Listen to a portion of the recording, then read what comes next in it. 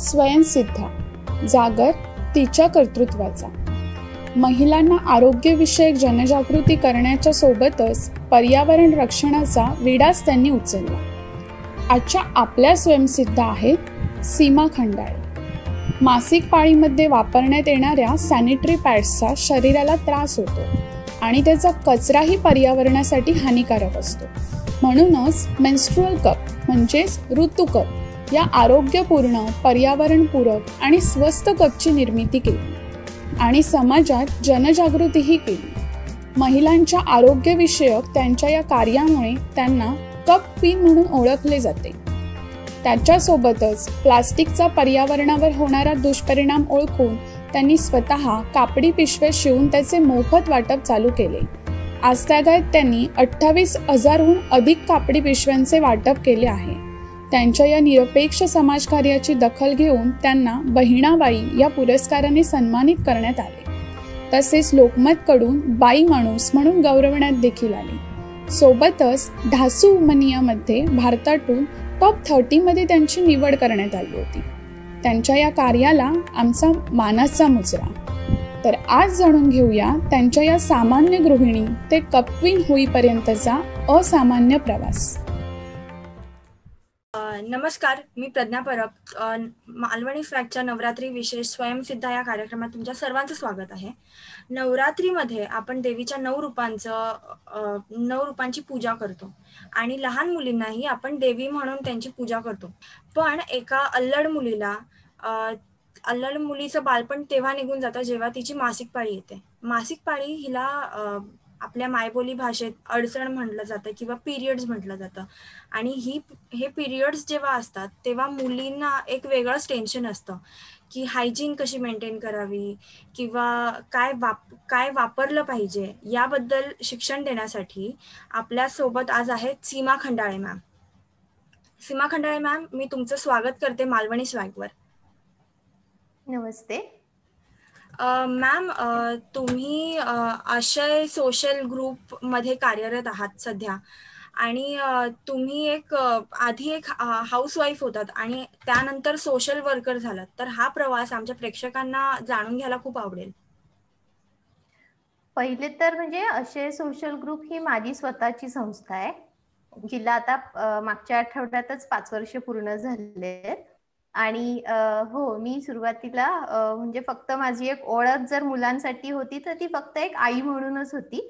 पण त्यांना ते कुठेतरी खटकत होतं की आई सगळीकडे असते, पण मित्रांना सांगताना आई माझी फक्त आई आहे घरात, हाऊस मेकर म्हणून असं. पण मग त्यावेळेला काहीतरी करायचं ठरवलं आणि माझं मास्टर्सचं एक स्वप्न होतं जे लग्नानंतर कुठेतरी अडकलं होतं लग्नाच्या याच्यानंतर. त्यामुळे मी ते 20 वर्षानंतर मी मास्टर्स इन सोशल वर्क म्हणजे MSW पूर्ण केलं. आणि MSW पूर्ण केल्यावर मग इतर कुठल्या तरी संस्थांशी जाऊन मिळून त्यांच्यासोबत काहीतरी कार्य करण्यापेक्षा मी स्वतःच आपलं एक संस्था स्थापन केली जी आशय सोशल ग्रुप आहे. आणि मग ती पर्यावरणासाठी मी काम करते. तर माझा पहिला जो प्रोजेक्ट आहे तो प्लास्टिकच्या बॅग्स ज्या आपण एकदा वापरून फेकून देतो ना, त्या वापरू नका म्हणून आहे. आणि दुसरा जो प्रयोग आहे तो सॅनिटरी नॅपकिन्स ज्या पाळीच्या वेळेला आपण वापरतो आणि फेकून देतो, तर त्या कुठेतरी नाही म्हणायला परत हे माझं दुसरा प्रोजेक्ट आहे. मला हे समजलं की तुम्ही प्लास्टिकला नाही म्हणतात, पण सॅनिटरी नॅपकिन्सला विरोध करण्यामागचं किंवा कमी वापरण्यामागचं कारण काय आहे? जसं तू म्हटली ना की प्लास्टिकला नाही म्हणते, तसंच सॅनिटरी पॅड जर आपण बघितलं ना तर ते प्लास्टिकचंच बनलेलं असतं. जर आपण एक पॅड घेतला तर एक पॅडची बरोबरी 4 प्लास्टिकच्या पिशव्या अशी बरोबरी होते.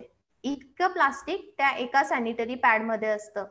आणि सॅनिटरी प्लास्टिकचं जरी बनलेलं आहे ना तरी त्याच्यामध्ये विविध रासायनिक पदार्थ असतात, ज्याच्यामुळे आता बरेचसे आरोग्याच्या दृष्टीने खूप सारे आजार आता दिसून येतात. थोडक्यात जर सांगायचं तर कॅन्सर एक प्रकार आहे, सर्वायकल कॅन्सर. तर बऱ्यापैकी त्याचं जर आपण मूळ कारण शोधलं तर बऱ्यापैकी दिसून येतं की केमिकल्स किंवा रासायनिक पदार्थ जे सॅनिटरी नॅपकिन मध्ये आहेत त्याच्यामुळे कुठेतरी कॅन्सरचा एक त्रास होऊ शकतो. आणि थोडक्यात थोडकं म्हटलं तर ज्या वेळेला आपण सॅनिटरी नॅपकिन वापरतो तर आपल्याला एक कातडीला आपल्याला बऱ्याच जणांना पुरळ उठतं किंवा कातडी घासली जाते चालण्यात Rashes पण जास्त येतात. आलं तर, रॅशेस म्हणतो आपण त्याला इंग्लिश मध्ये, हो. ते म्हणावं. किंवा आपण अजून डाग पडत राहतात ज्याच्यामुळे आपल्याला एक ओलसरपणा, चिपचिपपणा, एक आपण अस्वस्थ असतो त्या 4 दिवसांमध्ये. हो. तर हे जे प्रकार आहेत ते प्लास्टिक आणि त्यातील रासायनिक पदार्थांमुळे आपल्याला बरेचसे त्रासदायक दिसतात, जे सॅनिटरी पॅड्समुळे आपल्याला त्रास होतो, म्हणजे पिरियड्सच्या वेळेला ते वापरल्यामुळे. आणि मग ह्यावर पर्याय म्हणून मग तुम्ही ऋतू कप आणि क्लॉथ कापडी पॅड्स. जे निर्माण हा केलं. मग मला ऋतू हा कप बद्दल जाणून घ्यायला आवडेल. तो बनवण्यामागची कल्पना तुम्हाला कधी सुचली आणि मग बनवण्यामागची पूर्ण स्टोरी आम्हाला जाणून घ्यायला आवडेल.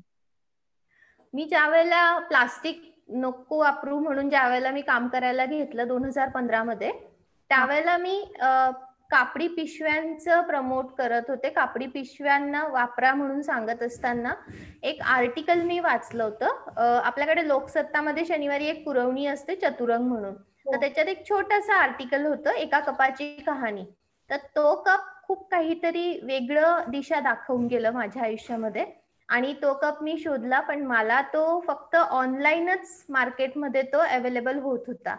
मला असं कोणाकडून तरी तो बघायला हवा होता, की जेणेकरून मी तो हातात घेऊ इच्छिते आणि मग ठरवू इच्छिते की मी तो वापरणार आहे की नाही. त्यामुळे मला त्या कपापर्यंत पोहोचायला जवळजवळ 2 महिने गेले. आणि मग तो मला एकदाचा मिळाला, जवळपास कुठेतरी एका ठिकाणी मला तो मिळाला. मी दुसऱ्याच दिवशी त्यांच्याकडे गेले आणि घरी आल्यावर माझी पाळी नव्हती, तरीही मी तो कप, कारण हा कप आहे तो आपण शरीरात आतमध्ये सरकवायचा असतो योनी मार्गामध्ये, पाळी नसतानाही मी तो आतमध्ये सरकवला आणि त्याचं काय फील आहे, ते कसं वाटतं शरीरात गेल्यावर, त्याने काय वेगळा अनुभव आहे, हे सगळं मी स्वतः बघितलं. आणि 2016ची जून मधली जी माझी पाळी आहे, की जिची मी पहिल्यांदा आयुष्यात पाळी यावी म्हणून वाट बघत होते. नाहीतर पाळी म्हटलं की आपण लांबली तर बरं आहे असं असतं ना. तर मी 2016च्या जून मध्ये माझा पहिला कप वापरला आणि तो कप वापरल्यानंतर त्यातला जो अनुभव होता, जो मला, आपल्याला जे डाग पडायची भीती असते, झोपताना इकडे तिकडे आपलं बेडशीट खराब होतंय, असे सगळे जे मला त्रास व्हायचे ते सगळे कुठेतरी गायब झाले. आणि ते गायब झाल्यावर व्हॉट्सअप हा सगळ्यात एक सोपा हे होता मैत्रिणींपर्यंत पोहोचण्याचा मार्ग, की जेणेकरून मी मैत्रिणींना सांगायला लागले की हे असं काहीतरी आहे, ते बघा बघा बघा म्हणून. आणि काही दिवसानंतर मग ह्याविषयी असंच एकमेकींशी डिस्कस करताना एका ग्रुपने मला इन्व्हाइट केलं, ज्यांनी एक ग्रुप इन्व्हाइट केला होता 25 ते 30 जणांचा. आणि मग अशा पद्धतीने मी त्यात बोलायला सुरुवात केली, माझा अनुभव. पण मग ज्या वेळेला मी असे अनुभव शेअर करत होते किंवा ह्या प्रोडक्ट्स विषयी माहिती देत होते आपल्या समाजात, तर आपल्या समाजात काही लोक असे आहेत की ते ऑनलाईन मार्केट पर्यंत पोहोचूच शकत नाही. तर त्यांच्याशी बोलण्यात मला ह्याविषयी बोलून माझा फायदाच नव्हता. सो त्यावेळेला असं झालं की तोपर्यंत मी जेवढे विविध 3-4 कप्स मी माझ्यासाठी काही मागवले होते किंवा मला कोणी दिले होते गिफ्ट, तर ते कप्स वापरून त्यातलं जे पण चांगलं होतं ते असं बनवून आपण एक बघावं असं म्हणून एक समोरून मला कोणीतरी मदत केली. आणि मग आपण तो सिलिकॉनचा एक प्रॉपर कप बनवला. तर मेन्स्ट्रुअल कप म्हणताना बऱ्याच जणांची जीभ गोलगोल फिरते, त्यामुळे वेगळाच काहीतरी अपभ्रंश तयार होतो. त्यामुळे मी मराठीत आपण साधं सरळ ऋतू म्हणजे आपलं सीझन्स, तर दर महिन्यात आपली पाळी येते आणि त्या पाळीसाठी हा कप वापरला जातो, म्हणून एक साधं छोटंसं नाव दिलंय ऋतू कप म्हणून. अशा प्रकारे तो ऋतू कप माझ्या नावाच्या पुढे जोडला जातो. पण मी डिझायनर म्हणून माझ्या नावाच्या पुढे डिझायनर ऑफ ऋतू कप असं ते नावाच्या पुढे येतं. अच्छा. मग तुम्ही ह्याबद्दल खूप शाळेमध्ये पण वर्ग घेतलेत. तर मग आणि प्रत्येक वेळी जेव्हा तुम्ही शाळेत जाता, तर म्हणजे मी जेव्हा शाळेत होती आणि आमच्या शाळेत जेव्हा आम्हाला ह्याबद्दल सांगायला माणसं यायची, तेव्हा मुली खूप लाजायच्या स्वतःबद्दल सांगायला, की आम्हाला काय होतंय. तर मग मुलींपर्यंत तो संवाद साधण्यासाठी तुम्ही सुरुवात कशी करता? अजूनही तीच परिस्थिती आहे. अजूनही मुली तोंड नाही उघडत, फक्त खाली मान घालतात आणि तोंड लपवून खुदू खुदू खुदू खुदू खुस खुस खुस सुरू असतं. पण ज्या वेळेला ह्या विषयावर बोलायचं असतं ना, तर मी माझ्याच पाळीचा अनुभव शेअर करते त्यांच्यासोबत. आणि सगळ्यात अगोदर तर मी तेच विचारते की आज कोणाची पाळी आहे, मग किती हात वर होत आहेत, आणि त्यानंतर मग पाळीला तुम्ही काय म्हणतात, म्हणजे पाळी आली आहे तर मैत्रिणीला तू कसं सांगशील असं. मग त्यावेळेला बरेचसे शब्द बाहेर येतात. काही जणांचे हॅपी बर्थडे, काही जणांचे म्हणतात आज आम्ही लाल डब्यात आलोय, कोणाचं काय असे काय काय विविध शब्द बाहेर येतात. मग असं एक एक शब्द बाहेर यायला लागले की मग एकीच्या बाजूने दुसरी, दुसरीच्या बाजूने तिसरी बोलायला सुरुवात होते. आणि मग त्यावेळेला मी बऱ्याचदा विचारते की कोणाला आवडेल का पहिली पाळी आलेली शेअर करायला, तो किस्सा आवडेल का कोणाला शेअर करायला, कारण असा तुम्हाला कोणी शेअर करा म्हणणार नाही कुठल्याच प्लॅटफॉर्मवर. तर तुम्हाला हा किस्सा शेअर करावासा वाटला तर प्लीज शेअर करा. मग असं कोणीतरी एखादी उठते आणि मग आपला अनुभव शेअर करते आणि मग काय नाही, मग तर कोणी बोलायला थांबत नाही. आणि मग त्यांना जेव्हा तुम्ही ऋतुकप बद्दल सांगता तेव्हा त्यांची काय रिॲक्शन असते, की म्हणजे असं पण असतं किंवा कसं वापरायचं, अशा आश्चर्याचे तुम्हाला रिॲक्शन मिळतात का? हो, कारण आपल्याला फक्त एकच प्रकार माहितीये, पाळी आली की सॅनिटरी पॅड किंवा काही जण कपडा वापरतात अजूनही. फक्त ह्या 2 पर्यायांव्यतिरिक्त आपल्याला काही माहिती नसतं. त्यामुळे ह्या कपाविषयी जर कोणी विचारलं किंवा ऐकलं तर ते अरे असं पण असतं, असं असतं ते आश्चर्य किंवा डोळे मोठे झालेले करून एकदम. तर ऋतुकप किंवा मासिकेचा कप ज्या वेळेला त्यांना दाखवला जातो मग त्यांना हे दाखवलं जातं आणि मग त्यांना मी तो हातात देते, ते घेऊन बघतात कसा आहे, एवढासा कप कसा सांभाळू शकतो, खूप प्रश्न असतात मग त्यांचे त्याविषयी, पण आश्चर्य खूप असतं. आणि मग म्हणजे आम्हाला जाणून घ्यायला आवडेल की हा कप वापरायचा कसा? हे एक छोटस मॉडेल असतं ज्याच्यावर मी समजावून सांगते. हे आपलं गर्भाशय आणि हा योनी मार्ग. तर याचं हे एक छोटस रबर मॉडेल असतं आणि हा जो गर्भाशयाच्या आणि योनी मार्गाचा, हा जो योनी मार्गाचा भाग आहे हा साधारण प्रत्येकाचा 5 ते 7 इंचामध्ये डिफरंट असतो, वेगवेगळा असतो. कोणाचा 5, कोणाचा 6-7 इंचाचा असा लांबीचा असतो. तर हा जो कप आहे आपला, हा 1.5 ते 2 इंचापर्यंत असतो. हा कप आपल्या शरीरात अशा पद्धतीने आपण आतमध्ये सरकवतो. तर हे कप सिलिकॉनचा बनलेला असतो. तो कप आपल्याला शरीराच्या आतमध्ये सरकवायचा असतो ज्यावेळेला आपला पाळी येते. आणि हे जे आपलं गर्भाशयाचं आहे, तर ही जी लाईन आहे इथून आपलं मासिकेचा स्त्राव उतरतो आणि ह्या कप मध्ये तो गोळा होतो. हा कप जरी असं दिसत असलं, हे शेपटी त्याची, पण हा इथून बंद आहे. इकडच्या बाजूने बघितलं तर हा पूर्ण कप सारखा कप आहे. तर जे पण आपलं मासिक स्त्राव आहे ते यात गोळा होतं. तर हा शरीरात आपल्याला टाकायचा असतो आणि याच्यात आतमध्ये सरकवायची एक विशिष्ट पद्धत असते, कारण हा कप एवढा मोठा आणि आपल्याला आधीच तर आपलं शरीराविषयीचं आपलं ज्ञान असं पूर्ण नसतं. त्यामुळे कारण आपल्याला आईने सांगितलेलं असतं हात नाही लावायचा, जास्त त्याविषयी प्रश्न नाही, शाळेतही त्याविषयी आपल्याला धडा असेल तर बाई म्हणतात पुढचा धडा घेऊ. त्यामुळे तो विषय कुठेतरी बाजूला एका कोपऱ्यात ढकलला जातो. त्यामुळे आपल्याला आपलं एक शरीराविषयीचं ज्ञानही पूर्ण नसतं. तर बेसिक गोष्टी सांगते मी, की आपल्याला 3 छिद्र असतात जे ओपन होतात आपल्या खालच्या भागामध्ये. तर पहिलं जिथे असतं जिथून आपण आपलं मूत्र पास करतो ते छोटस असतं. सेकंड जे योनी मार्ग, जो हा पार्ट असतो योनी मार्गाचा, ज्याच्यातून आपला मासिक स्त्राव येतो किंवा एक बाळ जन्माला ज्या वेळेला येतं त्यावेळेला त्याच्यातून बाहेर येतं ते. आणि तिसरं जे असतं जिथून आपण मल पास करतो, तर त्याच्या दुसऱ्या छिद्रामध्ये तिथे हा कप सरकवायचा असतो. तर हा कप नरम असतो. आपण बेबी बॉटलचं निप्पल बघितलेलं असतं, बाळाचे दुधाची बॉटल, ते जेवढं सॉफ्ट असतं तसं हे सॉफ्ट असतं. हे अशा पद्धतीने फोल्ड करायचं, यू फोल्ड म्हणतात यालाच सी फोल्डही म्हणतात. अशा पद्धतीने किंवा याला असं त्रिकोण घडी करूनही वापरता येतं, जेणेकरून एक टोक तयार झाला पाहिजे त्याचं.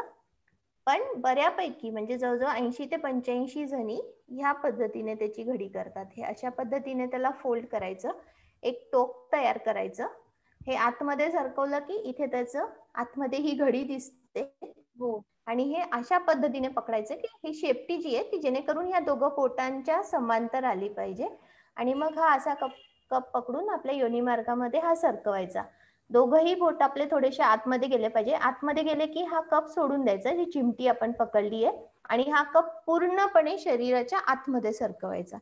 मी म्हटलं की इथे 5 ते 7 इंचाचा आपला योनी मार्ग असतो आणि हा कप 1.5 ते 2 इंचाचा असतो. तर हा कप व्यवस्थित आतमध्ये जाऊन बसतो आणि जे पण आपलं मासिक स्त्राव आहे ते गोळा करतं. काढताना जसं हे आपण टाकलंय आतमध्ये, तसं काढताना हे इथून खेचायचं नाहीये, हे फक्त आपल्याला कप सापडण्यासाठी आहे शरीराच्या आतमध्ये. इथून त्याला आपण इथे चिमटा घ्यायचा, कपच्या ह्या खालच्या तळाला चिमटा घेतला की ह्या कपाला काही छिद्र आहेत वरच्या बाजूला, त्या छिद्रांमधून हवा आत बाहेर जाईल आणि जो दाब ज्याने हा कप आतमध्ये योनीमध्ये पकडलेला असतो तो दाब आपण मोकळा करतो, ते प्रेशर आपण ब्रेक करतो आणि तो कप खाली येतो, जेणेकरून त्यातलं जे स्त्राव आहे ते आपण धुवून टाकतो. धुताना आपण फक्त थंड पाणी किंवा गरम पाणी ह्या दोनच गोष्टी हे कप धुवायला वापरायचं आहे. कधीही आपण याला कुठलंही साबण, डिटर्जंट किंवा हँडवॉश किंवा डेटॉलने कधीच धुत नसतो, कारण हे सिलिकॉन आहे. हे सिलिकॉनचं एक मटेरियल प्रॉपर शरीराच्या आत ठेवण्यालायक बनवलेल्या मटेरियल पासून हा कप बनवलेला असतो, जो मेडिकली ग्रेडेड मटेरियल म्हटला जातो. त्याच्यामुळे याच्यावर कुठल्याही इतर पदार्थाची रासायनिक क्रिया होत नाही. त्यामुळे आपल्याला आरोग्याच्या दृष्टीने हा कितपत योग्य आहे म्हटलं तर अगदी छाती ठोकपणे आपण सांगू शकतो की आरोग्याच्या दृष्टीने हा अगदी योग्य पर्याय. त्यामुळे काढायची आणि टाकायची एक पद्धत आपण शिकून घेतली तर अगदी सोपा प्रकार आहे. हे अशा प्रकारे घडी करायची, आतमध्ये टाकायचं, सोडायचं, काढताना फक्त याला शोधायचं, याच्याने 2 बोटं आतमध्ये सरकवून चिमटा काढायचा आणि बाहेर घ्यायचं. कप मधलं जे पण स्त्राव आहे ते धुवायचं आणि परत आतमध्ये सरकवायचं. आपल्याला साधारण महिन्यातून 4 ते 5 दिवसामध्ये 1.5 ते 2 दिवस आपल्याला जास्त स्त्राव असतो, तर त्या पिरियड मध्ये आपण हा कप 4 ते 5 तासामध्ये काढून, किंवा आपण वॉशरूमला जातोच दिवसातून 3 ते 4 वेळा, त्यावेळेला तो कप काढायचा, धुवायचा आणि परत आतमध्ये सरकवायचा.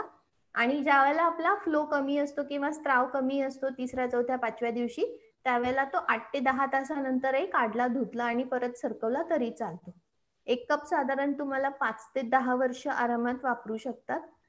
याच्या मागे एक प्लस पॉइंट किंवा फायदा असा म्हणू शकतो की आपण जे सॅनिटरी पॅड वापरतो महिन्याला साधारण 12-15 आपण वापरतो, आणि तोच जर आकडा आपण बघितला तर वर्षाला तो 150 पर्यंत होतो. आणि साधारण एक स्त्री या ऋतुचक्राच्या याच्यातून जवळजवळ 35 ते 40 किंवा 40 ते 45 वर्ष जाते. म्हणजे तो जर आपण गुणाकार केला तर 5 ते 7 हजारापर्यंत आपला जातो आकडा, जो आपण कचऱ्यात सॅनिटरी पॅड्स फेकतोय. आणि एक पॅड ज्यावेळेला वापरलेला आपण फेकतो तो नुसता फेकून नाही देत, आपण तो पेपरात गुंडाळतो, नंतर दुसरी पॉलिथिन परत शोधतो, तिला करकचून 3-4 गाठी मारतो आणि तो कचऱ्यात टाकतो. आणि तो कचरा आपला तो घरातला कचरा असतो, तो कचरा परत जाणारे ग्राउंडवर, आणि तिथे ते जे साफसफाई करणारी जी एक क्लास आहे, कम्युनिटी आहे, आपल्यातला एक समाज आहे, तो ते साफसफाई करताना त्यांना ते जे आपलं आपण जे म्हणतो की जे आपलं मासिक स्त्राव आहे त्याने बरवटलेलं ते त्यांना स्वच्छ करावं लागतं. तर ह्या सगळ्या गोष्टी ज्या आहेत ते कुठेतरी आपण थांबवू शकतो ह्या एका कपमुळे. त्यामुळे कप वापरताना कुठलाही आपण कचरा फेकत नाहीये. आणि जे आपण पॅड वापरतोय साधारण महिन्याला 12 ते 15, दर महिन्यात आपल्याला स्टॉक चेक करावा लागतो. म्हणजे आपला पैसा खर्च होतोय, महिन्याला 100 ते 150 रुपये खर्च होतातच आहे. तर हे खर्च, हा जो खर्च आहे हा कुठेतरी आपण थांबवू शकतो. आणि एक कप साधारण तुम्हाला जर घ्यायचा असला तर साधारण एक सरासरी आपण 1000 रुपये जर त्याच्या मागे खर्च करू असं म्हटलं तरी तुम्ही जे 150 रुपये किंवा 100 रुपये एका महिन्याला खर्च करताय तर 5-6 किंवा 7-8 महिन्यामध्ये तुम्हाला एका कपची किंमत वसूल होते. आणि एक कप तुम्हाला वर्षानुवर्ष चालणार आहे, म्हणजे बाकीचा जो तुमचा पैसा जमा होतोय तो तुम्ही दुसऱ्या कार्यात कुठेतरी वापरू शकतात. त्यामुळे सगळ्या गोष्टींनी जर बघितलं कपकडे तर एकदम फायदेशीर वस्तू असं म्हणून आपण त्याचा उल्लेख केलेला काही वाईट नाही. बरोबर. आणि मला तुम्हाला विचारायचं की आता तुम्ही जी प्रक्रिया सांगितली की थंड पाण्याने धुवायचा काढल्यानंतर, हे झालं एका मेन्स्ट्रुअल सायकलसाठी. सेकंड मेन्स्ट्रुअल सायकल जेव्हा आपलं स्टार्ट होतं 1 मंथ नंतर, तेव्हा काय करायचं? कारण की आपण तो जवळजवळ 25 ते 28 दिवस तो आपण बाजूला ठेवलेला आहे. तर आणि मग तसाच धुवून आपण तो टाकायचा की मग तेव्हा आपण डिटर्जंट किंवा सोप वापरू शकतो? नाही, आपण तो थंड पाण्याने धुवूनही घेतला तरी चालतो, कारण मी एवढ्या वर्षामध्ये कधीही त्याला ते आपण जे स्टरलायझेशन किंवा बॉईल करून पाणी उकळवून त्यात आपण त्याला उकळवून स्वच्छ केलंय असं जे म्हणतो ना, करू शकतो आपण तसं. त्यामुळे तुम्हाला जर वेळ असेल तर नेक्स्ट सायकलच्या वेळेला किंवा पाळीच्या पूर्वी दुसऱ्या तुम्ही तो आपलं एक छोटं भांड असतं ना, त्यात पाणी उकळवून घ्या गॅसवर, गॅस बंद करा आणि त्या उकळलेल्या पाण्यात हा कप सोडा. कारण बऱ्याचदा असं लक्षात आलंय की आपण छोटं भांड घेतो, पाणी उकळत राहतं आणि मग आपण गॅस बंद करायचं विसरून जातो आणि कप जळून जातो. त्यामुळे स्टरलाइज करताना कधी पण छोट्या भांड्यामध्ये पाणी 5 मिनिटं उकळवून घ्या, गॅस बंद करा आणि त्या गरम पाण्यात टाका, स्वच्छ होऊन जातो कप. पाळीच्या करू शकतात आणि पाळीच्या नंतरही करू शकतात, तुमचा कसा वेळ आहे त्याच्यावर, तुमचं कपवर किती प्रेम आहे त्यावर. बरोबर बरोबर. आणि मग मॅम ह्याच्यामध्ये साईज पण वेगळा असेल, कारण की मी असं एकदा वाचलंय की ज्या वेळी मुलींना नवीन पाळी येते किंवा ज्या मुली यौन संबंधात नसतात त्यांचे होल्स छोटे असतात आणि मुलं झाल्यानंतरचा म्हणजे आपला योनी मार्ग वाढतो. तर मग अशा वेळी म्हणजे प्रत्येकासाठी वेगवेगळी साईज असायला पाहिजे ना. तर मग तो क्रायटेरिया कसा आपण बघायचा सिलेक्ट करताना आपल्यासाठीचा कप? साईज चेंज करणं किंवा साईज वेगवेगळी असणं यावर तरी माझा अनुभव तसा मी नाहीच म्हणेन की त्यात जास्त आपण अडकूच नये. पण सुरुवातीला म्हणजे साधारण 16-17 किंवा 15 वर्षानंतर ते 20 वर्षाच्या मुलीपर्यंत मी फक्त हा कप ज्या वेळेला त्यांना सुचवते तर तो थोडासा नरम मध्ये सुचवते. एक नरमपणा आणि एक घट्टपणा, जरा कडकपणा असा. ते 2 प्रकार फक्त मी सुचवते. तर 21-22 वर्षानंतरची जर मुलगी असेल तर तिला मी सांगते की तू कडक कप जो असतो तो सरळ सरळ तोच घे. आणि सुरुवातीला ज्या 15-16 वर्षाच्या मुली आहेत त्यांना मी हा नरम कप सुचवते. पण साईज मध्ये म्हणशील तर मला त्यात साईज मध्ये काही डिफरन्स नाही वाटत, कारण आपला हा जो योनी मार्ग आहे हा लवचिक असतो. आणि सिलिकॉनचं जर तुम्ही प्रॉपर मटेरियलने कप जर व्यवस्थित निवडला तर तो प्रॉपर त्याच्यामध्ये बसतो आणि तो स्वतःला त्याच्यामध्ये त्या टेम्परेचरला व्यवस्थित स्वतःला तिथे मोल्ड करतो म्हणता येतं. त्यामुळे आपलं हे जे योनी मार्ग आहे तो लवचिक असल्यामुळे तो तिथे कपला व्यवस्थित बसवून घेतो. त्यामुळे साईज माझ्या हिशोबाने गौण आहे. फक्त नरम किंवा कडक कप थोडस आपल्या याच्यानुसार आपल्याला जसं योग्य वाटेल तसं करू शकतो आपण. आणि मार्केटमधून आपण जेव्हा कप विकत घेतो तेव्हा त्याच्यामध्ये कोणत्या गोष्टी चेक केल्या पाहिजे की तो चांगल्या क्वालिटीचा आहे की नाही? हा, ते खूप महत्वाचं आहे. तर पहिली गोष्ट म्हणजे हा प्रॉपर सिलिकॉन मटेरियलचाच बनलेला निवडावा. कारण काही कप्स आहेत ते TPE म्हटलं जातं, थर्मोप्लास्ट इलास्टोमर. ते रबर आणि सिलिकॉनचं कॉम्बिनेशन आहे. तर ते प्रॉपर सिलिकॉन नाही म्हटलं जाणार. आणि त्यामुळे आपण जे म्हणतो की प्लास्टिक नको, तर मग परत त्याच्यामध्ये आपण प्लास्टिक नाहीच घ्यायचा. तर कुठलाही कप निवडताना पहिली महत्वाची गोष्ट की तो सिलिकॉनचाच निवडा. दुसरी गोष्ट, इथे ह्या लाईनीच्या इथे काही छिद्र असायला हवे असतात कपला. ते छिद्र असावेत जेणेकरून ज्या वेळेला आपण आतमध्ये सरकवतो त्यावेळेला एक दाब तयार करायला यातून हवा आत बाहेर जाऊन ते त्या कपला एक पकड नीट घट्ट बसवली जाते, ज्याच्यामुळे तो कप व्यवस्थित योनी मार्गात अडकून बसतो. नाहीतर असं व्हायचं की कप आतमध्ये सरकवला आणि उभं राहिलं आणि कप खाली पडला, असं नको. तर हा जो एक प्रेशर तयार होतो ज्याच्यामुळे यातून हवा आत बाहेर जाऊन प्रेशर तयार होतो तो महत्वाचा. तो आतमध्ये टाकताना पण तयार व्हायला हवा आणि ज्या वेळेला आपण कपला चिमटा घेऊन कप बाहेर काढतोय त्यावेळेलाही तो प्रेशर मोकळा व्हायला त्या छिद्रातून आत बाहेर हवा जायला हवी. त्यामुळे छिद्र 2 नंबरवर महत्वाचे.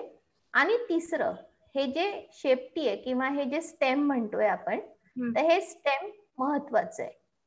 कारण ज्या वेळेला कप आतमध्ये सरकवतोय, कारण हे शरीरात टाकायची वस्तू आहे, त्यामुळे एक भीती असते की आतमध्ये तर सरकवलंय, आता तो बाहेर येईल की नाही. त्यामुळे ज्या वेळेला आपल्याला काढायचं असतं त्यावेळेला हे बोटाला जरा जरी याचा स्पर्श झाला की हुश्य होतं की चला कप आहे जागेवर. आणि मग आपण हा कप बोटाला हा स्टेम लागल्यावर इथे पकडायला आपल्याला सोयीचं जातं. त्यामुळे हे पकडताना याची आपल्याला मदत होते. त्यामुळे 3 गोष्टी महत्वाच्या, सिलिकॉनचा मटेरियल, याला छिद्र आणि हा स्टेम. ओके, ठीक आहे. आणि चौथी म्हणजे तुमचं बजेट. बरोबर आहे, बरोबर आहे. आणि मॅम मग मला असं म्हणजे खूप वेळा मी असं बघितलंय की जेव्हा पहिल्या वेळी मुलींना पाळी येते तर तेव्हा ती रेग्युलर नसते आणि तेव्हा मुलींना थोडी भीती पण असते कप्स वापरण्यामध्ये. तर तेव्हा मुलींनी काय करावं? कोणता अजून ऑप्शन आहे का? कापडी पॅड सगळ्यात बेस्ट ऑप्शन. आपण रोज कपडे धुवून पुन्हा वापरतो ना, हो. त्यामुळे कापड हा सगळ्यात बेस्ट ऑप्शन आहे. आणि कापडी पॅड जसं मी आता एक दाखवू इच्छिते, हे बघ, हे अशा पद्धतीने जसं आपलं सॅनिटरी पॅड असतं ना त्याच आकारामध्ये, फक्त कपड्याचा बनलेला. ही मागची बाजू आणि ही पुढची बाजू. जरा हे रंगीबेरंगी असलं की जरा आपले जे पण मासिक स्त्राव किंवा रक्त याच्यावर साठलं आणि थोडा आपल्याला उशीर झाला तर त्याच्यात ते डाग जे पडतात आपल्या कपड्याचे ते त्यामध्ये सामावून जातील. तसे वेगवेगळे विविध रंगीबेरंगी फुलाचे पानांचे असे छान छान रंगीबेरंगी जर वापरलं ना तसं दिसायलाही ते छान आकर्षित दिसतात. तर हे जे पॅड असतं हे अशा पद्धतीने, याला इथे टच बटन असतात, हे इथे दिसतात ना, असे दोघं बाजूला टच बटन असतात. तर हे पॅड आपण अशा पद्धतीने पॅन्टीला लावतो, जेणेकरून ते जे डिंकाचं जे काम असतं ना हे टच बटन करतात. कारण डिंकामुळे पण पॅडच्या बऱ्याच जणींना त्रास होतो. ते जर पॅन्टीला चिटकून राहिलं ते डिंक, जर तुम्ही हलक्या प्रतीचे जर ते पॅड्स वगैरे वापरले तर ते डिंक निघत नाही. मग तुम्हाला बऱ्याचदा स्किनला पुरळ येतं किंवा केस ओढले जातात. त्यामुळे डिंक आपण इथे उडवून देतो ह्या टच बटनच्या सोयीच्यामुळे. आणि हे अशा पद्धतीने हा पॅड लावतो आपल्या पॅन्टीवर आणि जे पण आपला मासिक स्त्राव आहे ते याच्यावर जमा होतो. साधारण 3 ते 4 किंवा 4 ते 5 तासानंतर तुम्ही हा पॅड बदलू शकतात. जर मुलगी शाळेत असेल तर तिला वापरलेला पॅड हा अशा पद्धतीने, हा समजा इथे जर आपलं रक्ताचे स्त्राव इथे जमा झालाय ते अशा पद्धतीने याला फोल्ड करायचं अशा पद्धतीने. आणि हे जे टच बटन आपण खाली लावणार असतो ते इथूनच आपण त्याला अशा पद्धतीने घडी घालून हे टच बटन इथे लावून याची ही जी पोटली तयार झालीये टिपली तयार होते, ही आपण घरी आल्यानंतर धुवायला टाकू शकतो. त्यामुळे जरी आपण बाहेर असलो किंवा शाळेत असलो किंवा कुठे ऑफिस मध्ये असलो आणि हे कापडी पॅड आपल्याला वापरायचे असले तरी आपण हे आरामात वापरू शकतो. आणि ज्या वेळेला धुवायचे असतात त्याची धुवायची एक विशिष्ट पद्धत असते. हे पॅड आपण थंड पाण्यात भिजवणार असतो. 15 ते 20 मिनिटं थंड पाण्यामध्ये हे भिजवून ठेवायचे. भिजवल्यानंतर जे पण पाणी निघतंय ते सगळं काढून टाकायचं. इथे हलकासा साबण लावा, हे दोघं टोकं पकडून एकमेकांवर घासा किंवा हलकासा ब्रश मारा आणि मग घट्ट पिळून त्यानंतर तुम्ही गरम पाण्याने धुवा हवं तर. पण सुकवताना हा पॅड कधी पण तुम्ही उन्हात टाकायला हवा, कारण याच्या आतमध्ये थर आहेत विविध कपड्यांचे आतमध्ये. मग हा उघडता येतो का की प्रत्येक थरामधून आपण म्हणजे हा पॅड उघडता येतो का?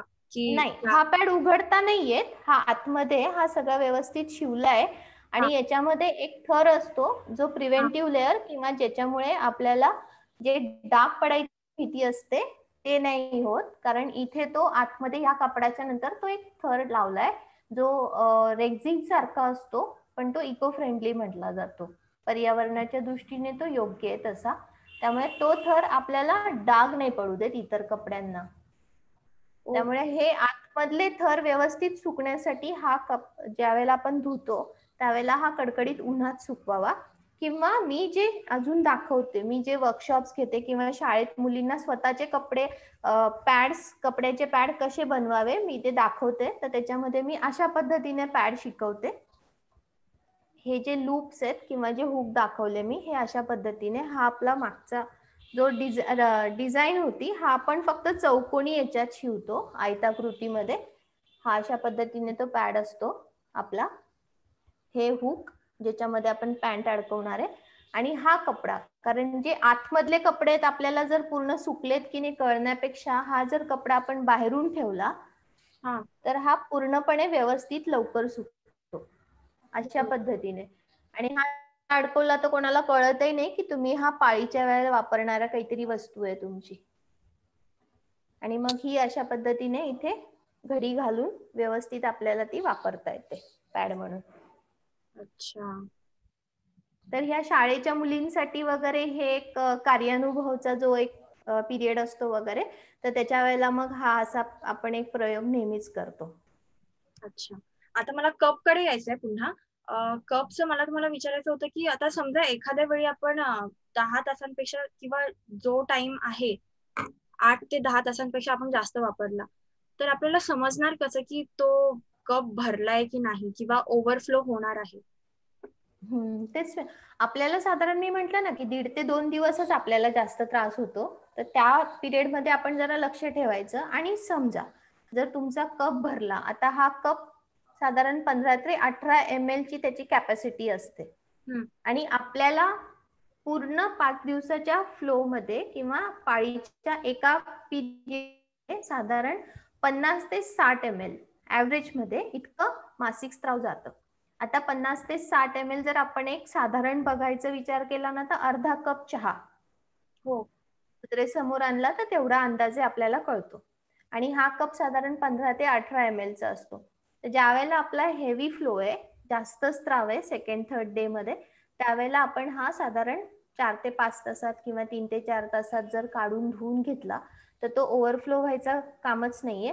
पण इन केस कधी जो झालाच ओव्हरफ्लो, तर हा भरल्यानंतर इथे जे छिद्र आहेत, कारण हा पूर्ण आतपर्यंत भरणार आहे, इथून तो वर तो येणार नाही, कारण त्याच्या अगोदर इथे छिद्र आहेत, त्या छिद्रांमधून तो ब्लड किंवा जे रक्त आहे आपलं ते बाहेर येईल, कारण लिक्विड आहे तर त्याला कुठून तरी रस्ता मिळाला तो बाहेर येणार आहे. तर हे छिद्र जे असतात, इथे 4 छिद्र तुम्हाला म्हणजे त्याचे खूप बारीक बारीक असतात, वरच्या बाजूने दिसले तर कळायला हवं मला, इथून दिसायला दिसतील की माहित नाही. तर इथे ते असतात छिद्र असे छोटे छोटे. ओके. हे बघ इथे दिसतंय. हो, मला दिसले. त्याच्यातून तो लिक्विड आपला तर त्याच्यातून तो लिक्विड आपला बाहेर यायला लागेल, मासिक स्त्राव बाहेर यायला लागेल. आणि मग आपल्याला एक बुडबुडा किंवा गॅस पास होताना जसं बुडबुड्यासारखं फिलिंग होतं ना, तसं आपल्याला ते जाणवतं.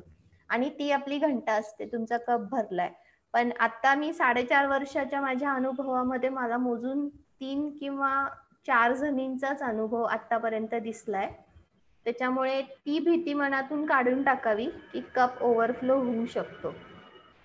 फक्त त्याची एकच भीती आहे की तो जर पूर्णपणे नाही उघडला, असा कुठेतरी फोल्ड असेल, तर हे जे पूर्ण रिंग आपली योनी मार्गात असते, हे कुठेतरी जागा त्याला असते ब्लडला यायला, त्यावेळेला एखाद वेळेस आपला लिकेज होऊ शकतो. पण असं होत नाही. आपण एकदाचा कप व्यवस्थित निवडून व्यवस्थित घडी कशी घालावी आणि बसवावा हे शिकलो तर तोही आपला प्रश्न राहत नाही. ओके. आणि मला वाटतं हे प्रॅक्टिस करून करून नंतर मग ते येतच असेल नीट. हो. आणि आपण पहिला पॅड वापरल्यानंतर आठवतं का की तो अगदी व्यवस्थितच बसला होता? तर तसंच प्रकारे, आणि हा तर नवीन कन्सेप्ट आहे, पूर्ण काहीतरी नवीन एक प्रकार आहे, तर थोडीशी सवय लागते, प्रॅक्टिसने होतं आपल्याला ते व्यवस्थित. म्हणजे आपल्या समाजामध्ये अजून एक मीथ आहे की मुलींचं कौमार्य, असं म्हणतात की त्या छिद्रातून काही, योनीतून काही आतमध्ये गेलं की ते कौमार्य तुटतं. तर आणि ऋतुकप हा डायरेक्ट आपल्या योनी मार्गातच जातो. तर ऋतुकप वापरणं आणि कौमार्य तुटणं ह्याचं म्हणजे हे तुम्ही कसं सांगू शकता प्रेक्षकांना की त्याच्यामुळे कौमार्य तुटतं की नाही तुटत? व्हर्जिनिटी किंवा कौमार्य जे म्हणतो ना आपण, आता 2 वर्षापूर्वी आम्ही ऑल ओव्हर इंडियाचे जे गायनेकॉलॉजिस्ट डॉक्टर्स आहे, तर त्यांची एक टीम आहे, फॉक्झी टीम म्हणून, तर त्यांच्यासोबत आम्ही ह्या विषयावर पूर्ण अवेअरनेस केलंय ऑल ओव्हर इंडियामध्ये. तर त्यानंतर आम्हाला हे कम्प्लीट एक्सप्लेन कसं करायचं ते समजलं. तर कप आतमध्ये जाऊन तो जो हायमेनचा पडदा आहे तो ब्रेक होणं आणि कौमार्य जाणं हे ती व्याख्या नाही होत. आणि ज्या वेळेला सेक्स मध्ये येते ती व्यक्ती, ती मुलगी, ज्या वेळेला ते शिसनं आतमध्ये जाऊन ते घर्षण करून ते जे पडदा ब्रेक होऊन किंवा त्याचे जे तो पडदा फाटतो म्हणतो आपण, तर त्याने ते कौमार्य जाणं हे वेगळं आहे. आणि कपमुळे तो पडदा फाटणं हे दोघंही व्याख्या वेगवेगळ्या आहेत. त्यामुळे कपमुळे ते हायमेनचा पडदा तुटणं म्हणजे तुमचं कौमार्य जाणं नाहीये, आणि योनीमध्ये शिसणं जाऊन तो पडदा फाटणं ते वेगळं आहे. त्यामुळे ती व्याख्या इथे लागू नाही पडत. ह्या इंटरव्ह्यू नंतर मला असं वाटतं की खूप जण पॅड मधून सॅनिटरी नॅपकिन्स कडून क्लॉथ पॅड्स किंवा ऋतुकप कडे वळतील आणि पर्यावरणाला अजून पर्यावरणामध्ये जास्त प्लास्टिक्स जाणार नाहीत आशा करते प्रेक्षकांकडून. आणि जर कोणाला ऋतुकप घ्यायचा असेल तर मॅमच्या पेजचं तुमचं FB पेजची लिंक मी कॅप्शन मध्ये टाकेन, सो दॅट तुम्ही डायरेक्ट मॅडमना कॉन्टॅक्ट करू शकता आणि जास्त माहिती मिळवू शकता त्याबद्दल. हा, ऋतुकप घ्यायचा असं नाहीये, पण मासिकेचा कप किंवा ऋतुकप ह्याविषयी तुम्हाला कुठलीही माहिती हवी असेल, कुठे अडकलात तुम्ही कप घेतल्यानंतर, तर त्यावेळेला तुम्ही हक्काने मला फोन करू शकतात. त्याविषयी तुमची काही अडचण असेल तर मी ती सॉल्व्ह करायचा नक्कीच प्रयत्न करीन. पण हे काहीतरी नवीन आहे आणि मी ह्याकडे जाणार नाही आणि तो शरीरात सरकवायचा आहे, भीती वाटते, पोटात तिथे आतमध्ये टाकल्यावर तो कुठेतरी पोटात हरवेल वगैरे, अशा ह्या ज्या काही भीती आहेत त्या बिलकुल मनात ठेवू नका. कारण हा आपला योनी मार्गाचा एवढ्याच भागामध्ये हा कप आणि हा आतमध्ये कधीही जाऊ शकत नाही, कारण हे खूप छोटंसं छिद्र असतं आपलं, हे आतमध्ये काहीही घेत नाही शुक्राणूंशिवाय. त्यामुळे पोटामध्ये किंवा आपण हा योनीमध्ये हा कप गेलाय आणि तो कुठेतरी एवढ्या मोठ्या याच्यामध्ये हरवेल, हा जो भीतीचा एक प्रकार आहे तो मनातून काढून टाका.